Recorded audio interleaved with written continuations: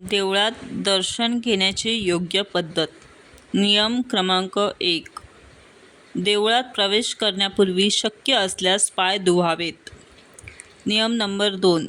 देवळाच्या आवारातून कळसाला नमस्कार करावा. नियम नंबर 3. देवळाच्या पायऱ्या चढताना उजवा हात लावून पायरीला नमस्कार करावा. 4. देवतेला जागृत करत आहोत अशी भावना मनात धरून घंटा हळू वाजवावी. नियम नंबर 5. देवतेची मूर्ती आणि तिच्या समोर असलेली कासवाची प्रतिकृती म्हणजेच शिवाच्या देवळात नंदीची प्रतिकृती यांच्यामध्ये न राहता किंवा बसता प्रकृतीच्या बाजूला उभे राहून हात जोडून विनम्रतेने दर्शन घ्यावे. नियम नंबर 6. देवतेच्या चरणाशी दृष्टी ठेवून लीन व्हावे. देवतेच्या छातीशी मन एकाग्र करावे.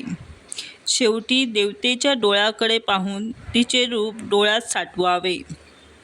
नियम नंबर 7. देवतेला अर्पण करण्याची वस्तू उदाहरण फुले देवतेच्या अंगावर न फेकता तिच्या चरणावर अर्पण करावी. नियम नंबर 8. मूर्ती दूर असेल तर ती वस्तू देवतेसमोरील ताटात ठेवावी. नियम नंबर 9. आपण देवतेच्या चरणी लीन होत आहोत या भावनेने नमस्कार करावा. नियम नंबर 10. दोन्ही हात जोडून भावपूर्ण नामजप करत मध्यम गतीने प्रदक्षिणा घालाव्यात. साधारणतः देवांना समसंख्येने आणि देवींना विषम संख्येने प्रदक्षिणा घालाव्यात. नियम नंबर 11. देवळात बसून थोडा वेळ नामजप करावा. प्रसाद शक्यतो देवळात बसूनच ग्रहण करावा.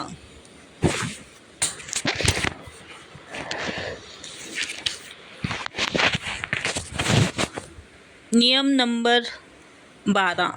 निघण्यापूर्वी देवाला नमस्कार करून तुझी कृपादृष्टी माझ्यावर सदैव असू दे अशी प्रार्थना करावी. नियम नंबर 13. देवळातून बाहेर पडत असताना देवतेकडे आपली पाठ एकदम होणार नाही याची काळजी घ्यावी. नियम नंबर 14. देवळातून बाहेर पडल्यावर आवारातून परत एकदा कळसाला नमस्कार करावा आणि मग प्रस्थान करावे. श्री स्वामी समर्थ.